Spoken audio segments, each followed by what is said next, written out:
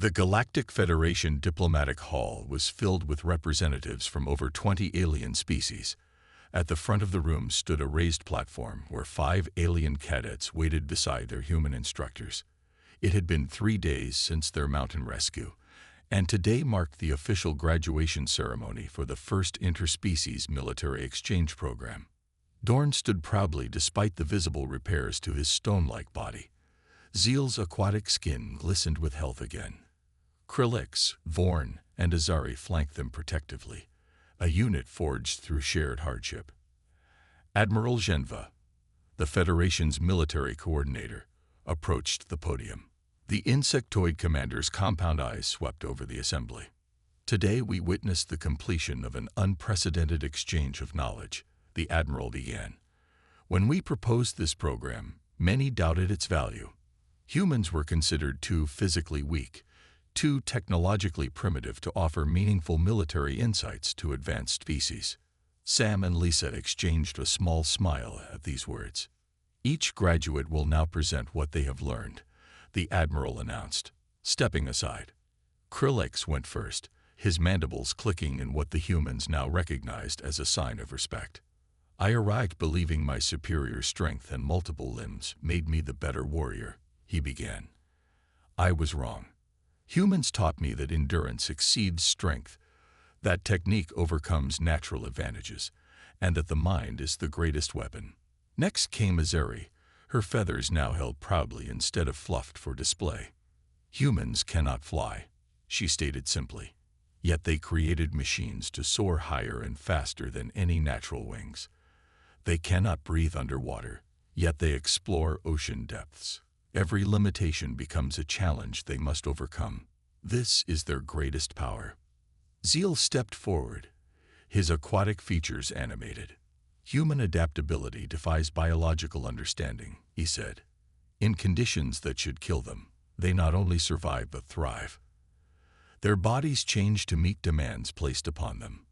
Their training isn't about using natural gifts, but about transcending natural limits. Dorn's voice rumbled through the hall next. My species values strength above all, he said. Yet when I was injured, unable to move, humans valued me still. They risked themselves to save one who could no longer contribute to the group. This seeming weakness, this care for the injured, creates loyalty stronger than any natural bond. Finally, Vorn spoke, his reptilian eyes finding Sam's in the audience.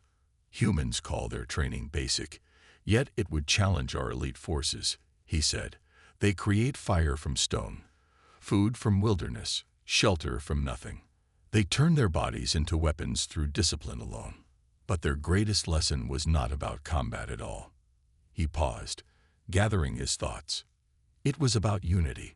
Humans fight not as individuals, but as a single entity. Their phrase, "no one left behind," isn't sentiment, it's strategy. They know their true strength lies in standing together. As Vorn finished, Admiral Genva returned to the podium, visibly impressed.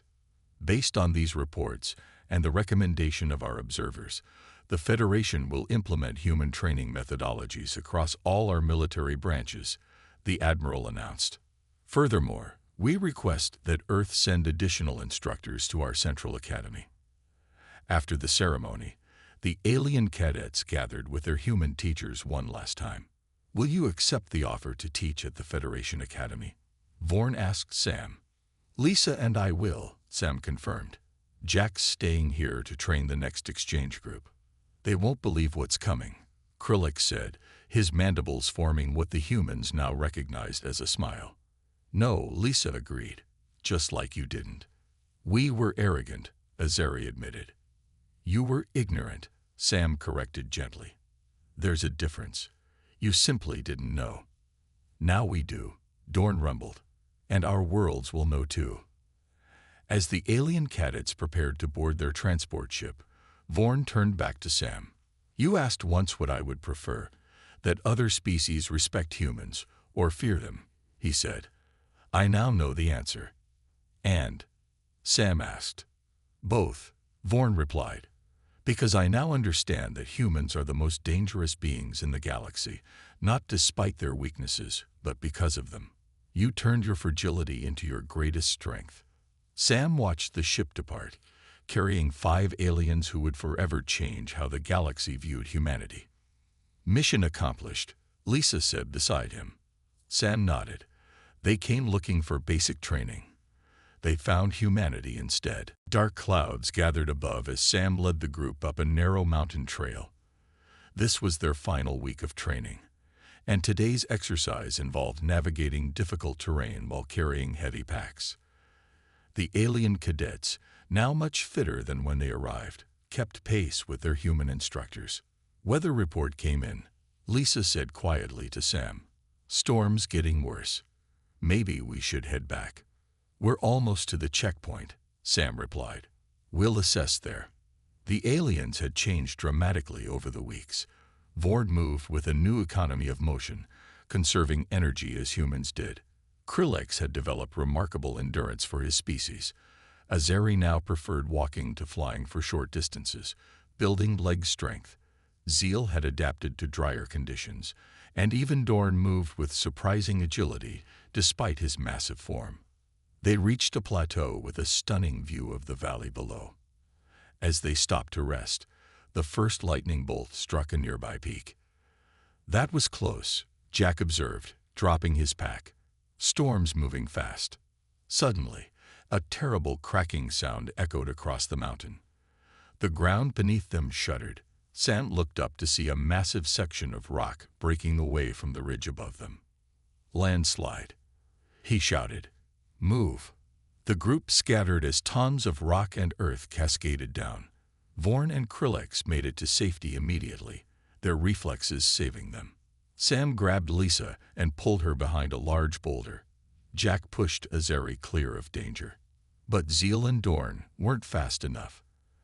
As the dust settled, Sam saw that Dorn had shielded Zeal with his stone-like body, but both were partially buried under debris. "Status report," Sam called out. "I am damaged," Dorn rumbled weakly. "My left limbs are crushed." "Zeal is unconscious," Krillex reported, already moving toward them, but alive. Lisa checked her communication device. No signal. The storm's interfering. "We need to get them out and find shelter," Sam decided. More slides could follow. As rain began to fall, they worked together to free their trapped comrades. Dorn's injuries were severe, with cracks running through his stone-like exoskeleton. Zeal had a head injury and was losing moisture rapidly in the open air. "Dorn needs a medical evacuation," Lisa said after examining him. "These injuries are beyond field treatment." "We're 5 miles from the nearest extraction point," Jack pointed out.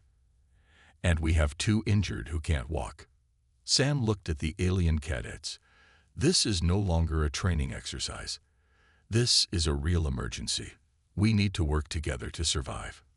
The aliens straightened, all previous arrogance gone, replaced by determined focus. "We'll build a stretcher for Dorn," Vorn suggested. "Krillex and I can support most of his weight." "I'll carry Zeal," Azari volunteered. "My wings can provide shelter from the rain." They fashioned stretchers from branches and backpack materials. As they prepared to move out, another lightning strike hit nearby, followed by thunder that shook the ground. "The shortest route to the extraction point crosses exposed ridges," Lisa warned.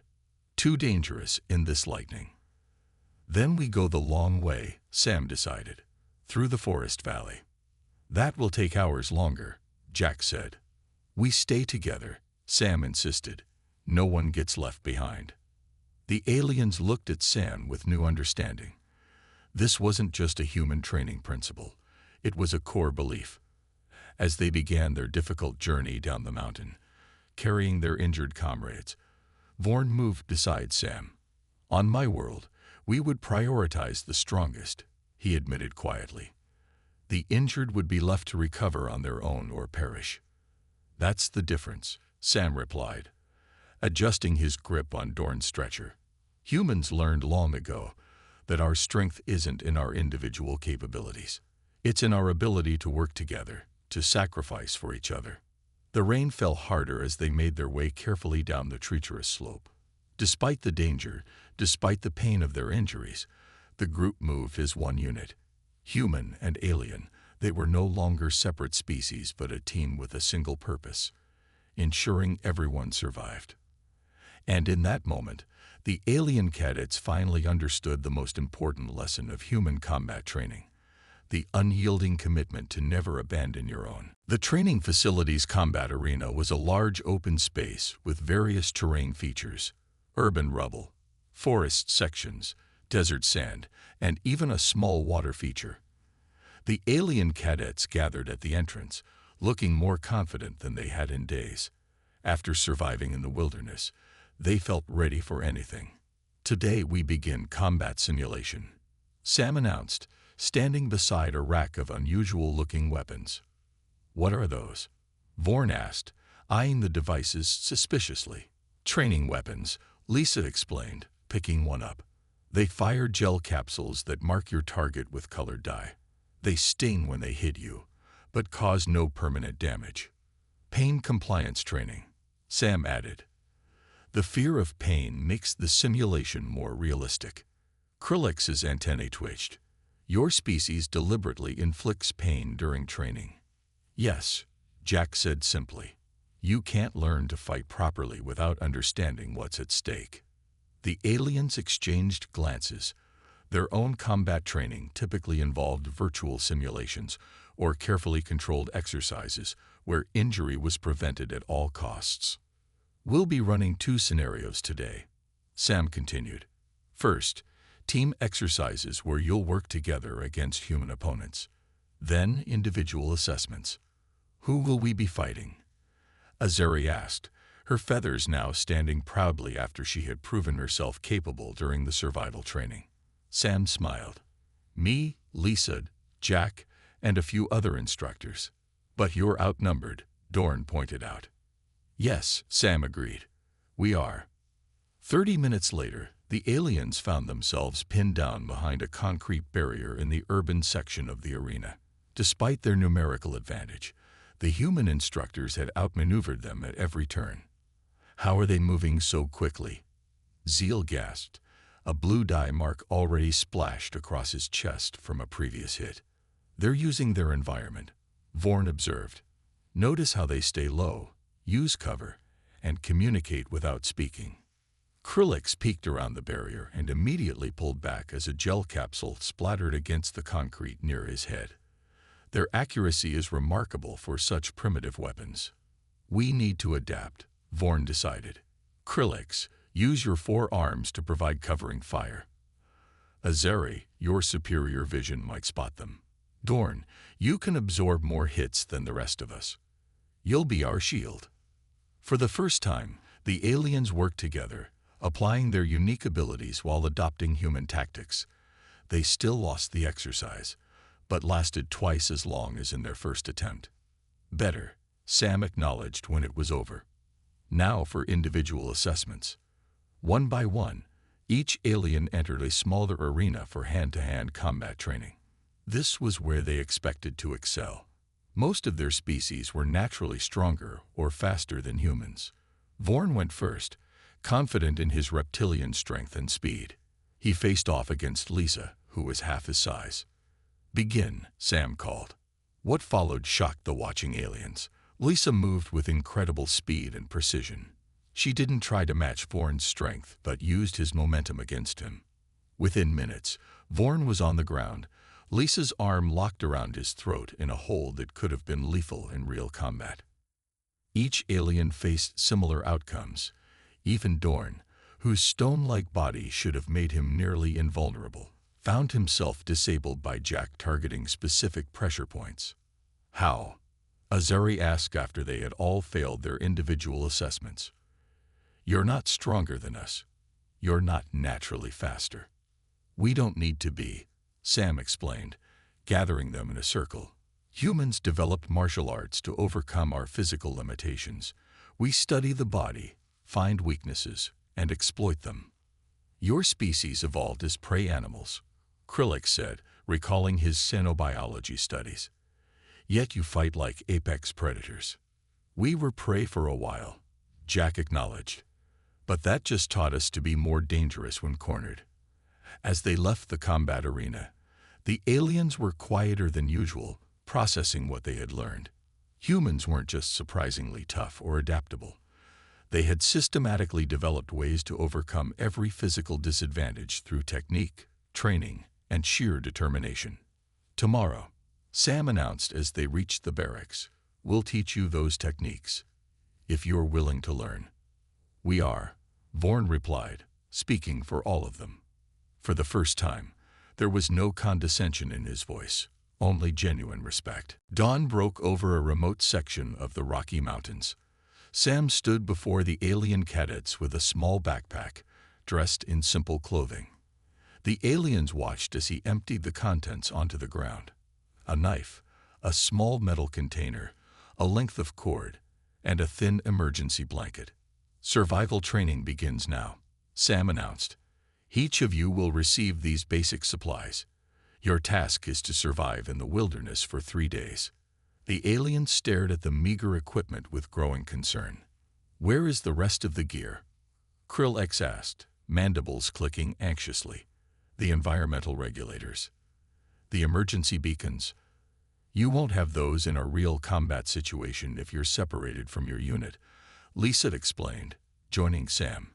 "Human soldiers learn to survive with minimal equipment." "The temperature drops to near freezing at night in these mountains," Zeal observed, his aquatic skin already looking dry in the morning air. "How are we expected to maintain body heat?" Sam picked up the knife. "You use this to build a shelter. Cut branches, dig into the earth if necessary. The blanket provides some protection, but mostly you'll rely on fire for warmth." "Fire," Dorn rumbled in confusion. "You expect us to create fire without technology?" In response, Sam knelt down and gathered some dry grass, small twigs, and larger sticks. With practiced movements, he arranged them in a small pile. Then he pulled out a piece of flint from his pocket and struck it against his knife blade. Sparks flew, landing in the dry grass. He bent down, blowing gently until a small flame appeared. Within minutes, a modest fire burned before them. The aliens watched in stunned silence.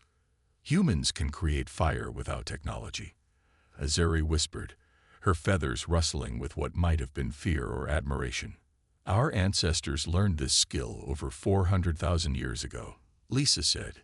"It's one of our oldest survival techniques." Sam put out the fire and stood up. "You'll also need to find food and water. There are streams nearby for water, but you must boil it first to kill bacteria. As for food, there are edible plants, berries, and small animals in these woods. You expect us to kill and eat local fauna?" Vorn asked, his reptilian eyes wide. "Only if necessary," Sam replied. "Though humans evolved as hunters, our bodies are designed for it." Jack Nelson, another human instructor who had joined them that morning, stepped forward. He carried a simple bow made of wood and string.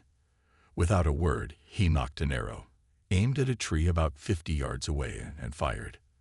The arrow struck a pinnacle hanging from a branch, splitting it down the middle.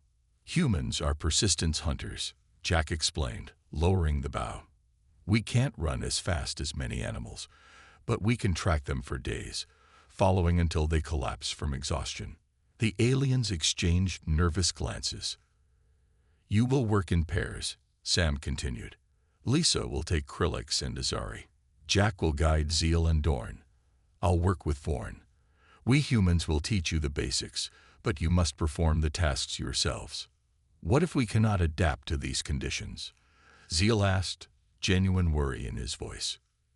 "You can call for extraction at any time," Sam assured them. "But doing so means failing this portion of the training." The aliens squared their shoulders, pride returning to their postures. "We will not fail," Vorn declared. As they separated into their assigned groups, dark clouds began gathering over the distant peaks. "Weather's changing," Jack noted, glancing at the sky. "Storm coming in faster than predicted. Should we postpone?" Lisa asked quietly. Sam shook his head. "Combat doesn't wait for good weather. This is perfect training.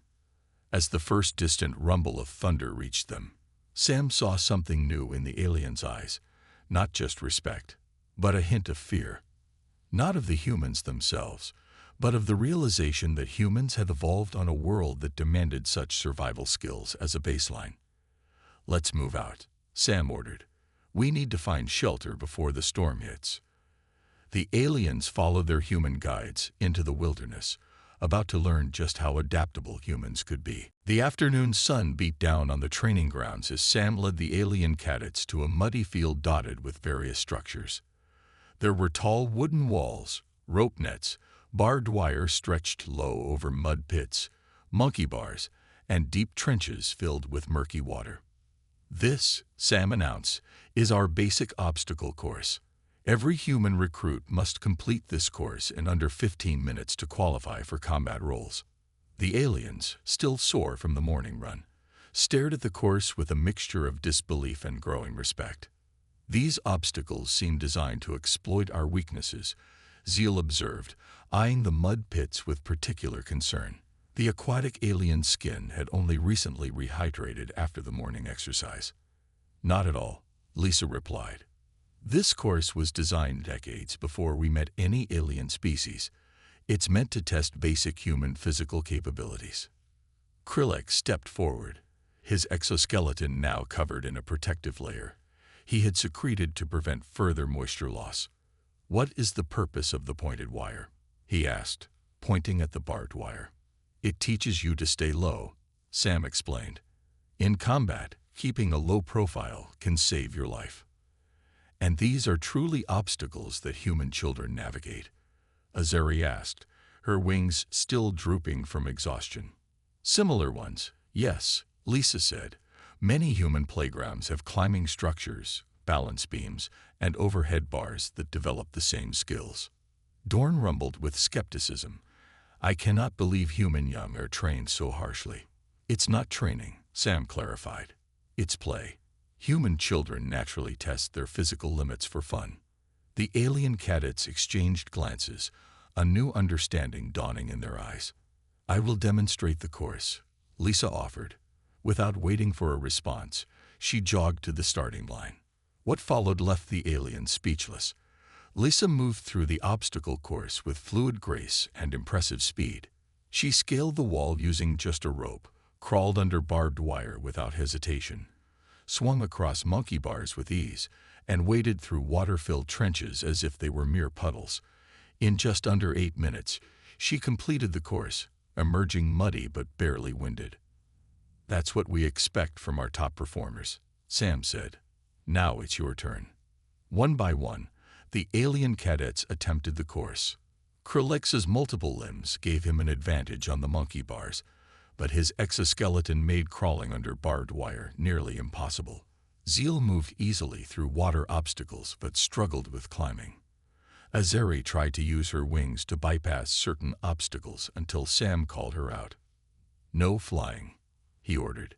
"You need to use your limbs like everyone else." "But my species naturally flies," she protested. "And what happens if your wings are injured in combat?" Sam countered. "You need to develop all your physical abilities, not just your natural strengths."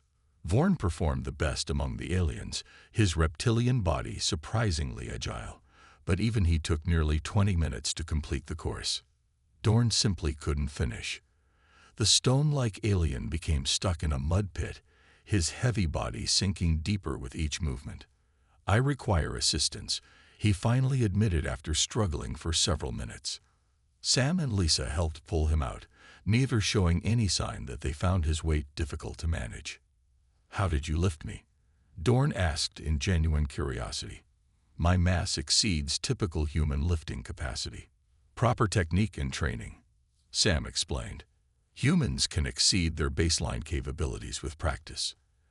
As the alien cadets rested afterward, covered in mud and nursing various scrapes and bruises, their earlier arrogance had disappeared completely. "We underestimated you," Vorn admitted, addressing Sam directly. "On my world, such physical trials are reserved for our elite warriors."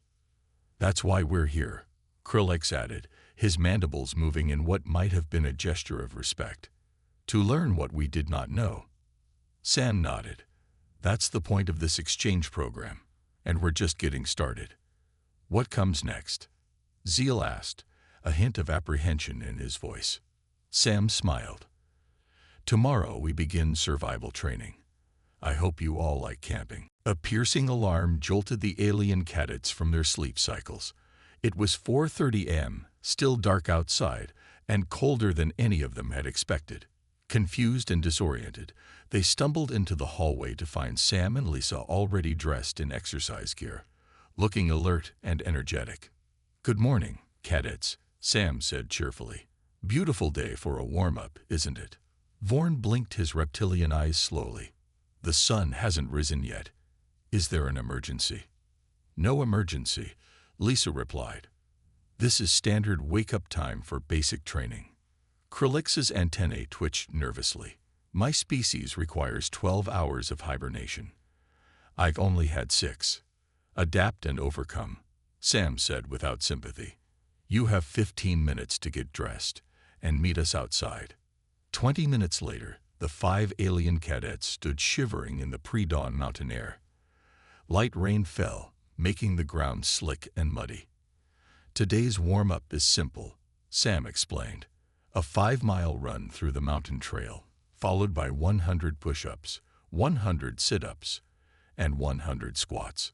Azari's feathers fluffed out in alarm. "Is this a joke?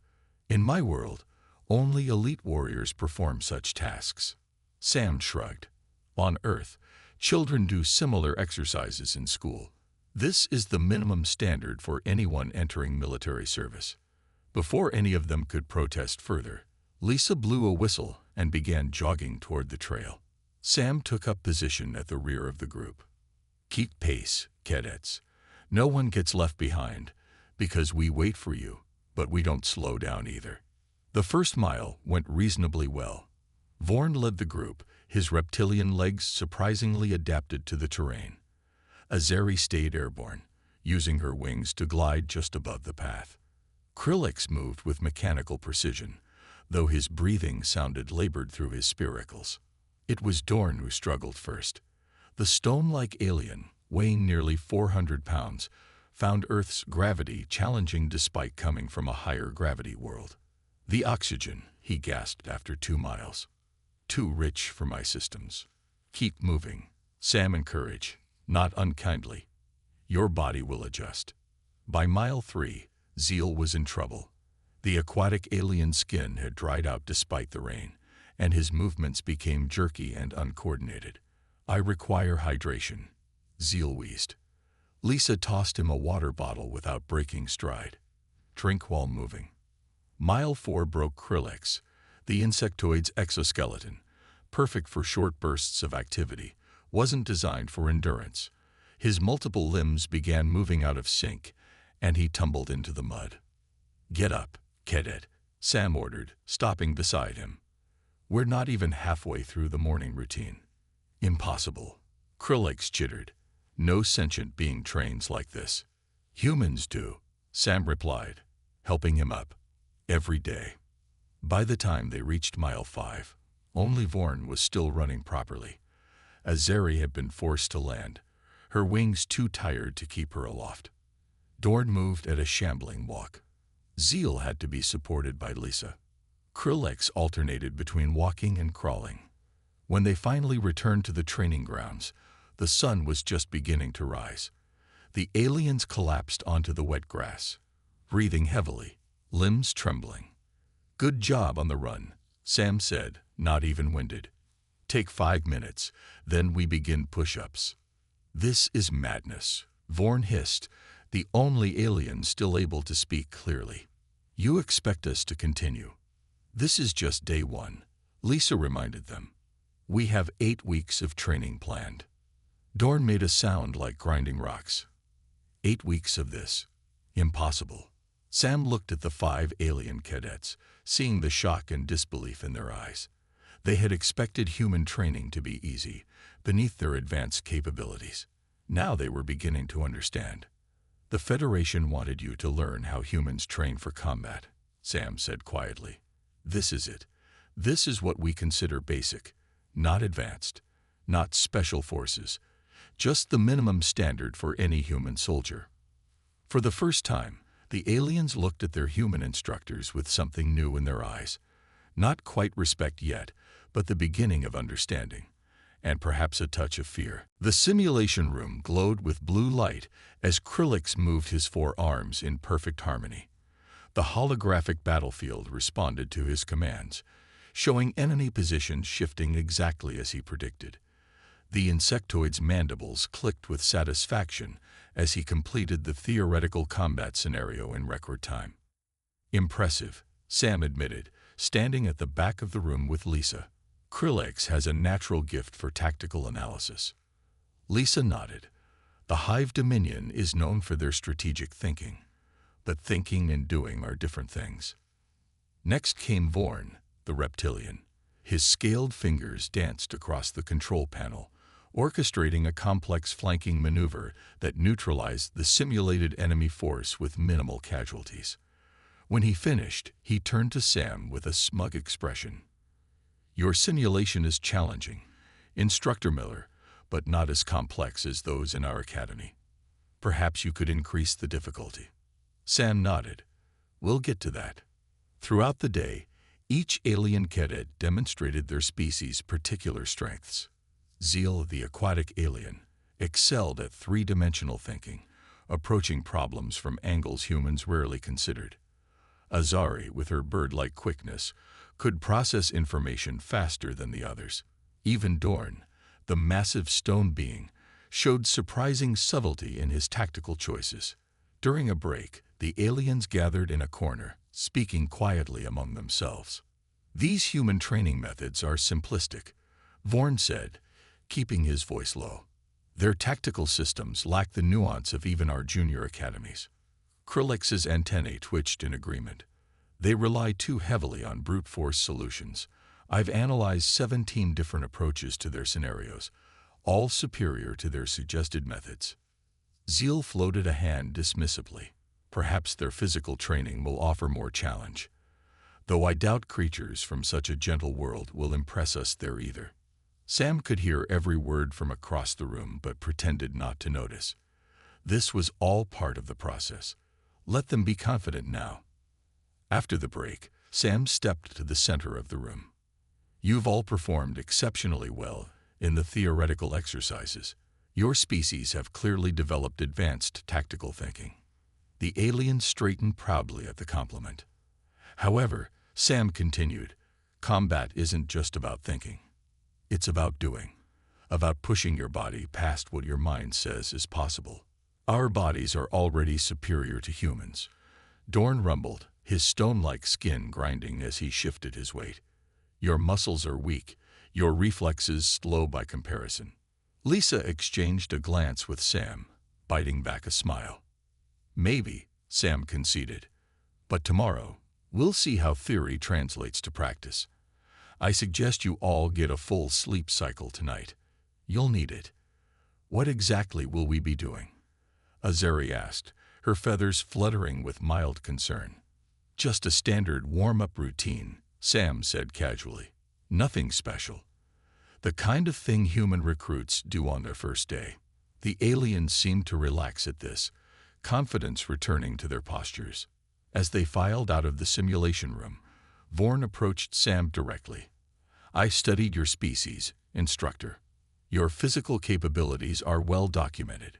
Whatever challenge you present tomorrow, I'm certain I can match it."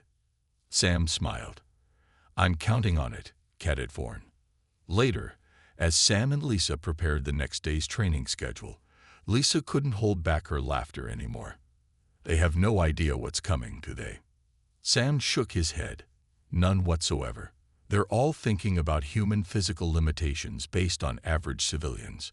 They haven't considered what happens when humans specifically train for combat. When should we tell them that what they're about to experience is just our basic training? Nothing special or advanced." Sam checked the weather forecast for tomorrow. 40 degrees Fahrenheit at dawn, with light rain expected. "Perfect. We don't need to tell them anything," he said. "By tomorrow afternoon, they'll understand. Or they'll drop out." "None of them will drop out," Lisa said confidently. They're too proud. Then they're going to learn a painful lesson about human endurance, Sam replied, finalizing the training plan. Set wake-up call for 4:30 hours. Sam Miller stood at attention as the sleek alien shuttle descended onto the landing pad. The Montana morning was crisp, with a light breeze carrying the scent of pine from the surrounding forests. This remote training facility, nestled in the Rocky Mountains, had been chosen specifically to host the Galactic Federation's first interspecies military exchange program. After 20 years as a Marine drill instructor, Sam had seen it all, or so he thought. Being selected as Earth's representative instructor was both an honor and a challenge he couldn't refuse. "They're here, sir," said Lisa Wright, his assistant instructor. She was young but capable, with 3 tours of duty under her belt. "Let's give them a proper Earth welcome," Sam replied, straightening his uniform. The shuttle door opened with a soft hiss. First to emerge was a tall, reptilian being with scales that shimmered green and gold in the sunlight. Behind it came an insectoid creature, its 4 arms moving with precise, calculated movements. Next was a blue-skinned, fin-eared humanoid who stepped carefully, as if Earth's gravity was uncomfortable. Following them was a winged being with feathers in brilliant purple and red, who fluttered nervously. Last came a massive, stone-like entity that made the shuttle tilt slightly as it exited. These were the elite military cadets from 5 different worlds, sent to learn from humans and share their own combat knowledge. What they didn't yet realize was that humans had a reputation to prove. "Welcome to Earth," Sam called out. "I'm Instructor Miller. This is Assistant Instructor Wright. For the next 8 weeks, we'll be your guides to human combat training." The reptilian stepped forward. "I am Vorn of the Saurian Collective. We are grateful for this opportunity." The slight pause suggested otherwise. One by one, the others introduced themselves.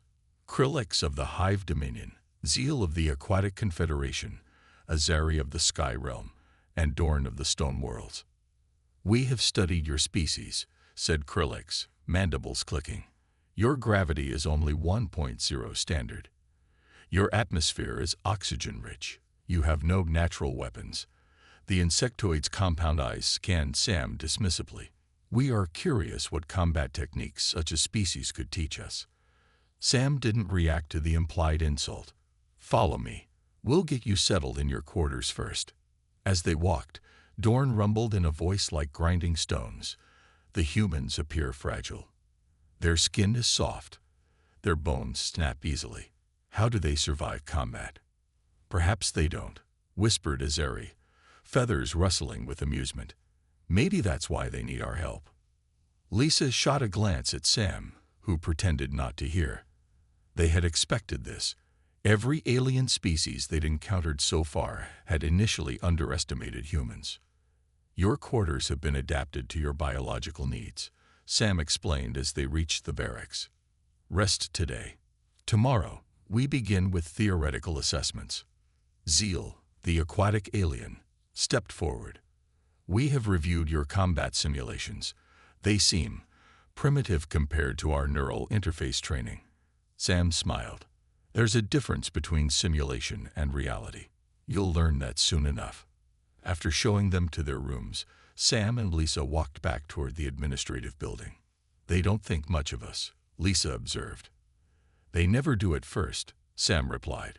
"But by week 3, they'll either respect us or fear us. Maybe both. Which would you prefer, sir?" Sam thought for a moment. "Respect. But fear will do in a pinch." He looked up at the mountains surrounding them. "This program isn't just about teaching them our ways. It's about showing the galaxy that despite our soft skin and breakable bones, humans aren't to be underestimated." Lisa nodded. "When do we tell them that what we call basic training is considered extreme survival testing on most worlds?" Sam grinned. "We don't tell them. We show them." As night fell, the alien cadets settled into their quarters, still confident in their superiority, still certain that human combat training would be a simple exercise. They had no idea what awaited them at dawn.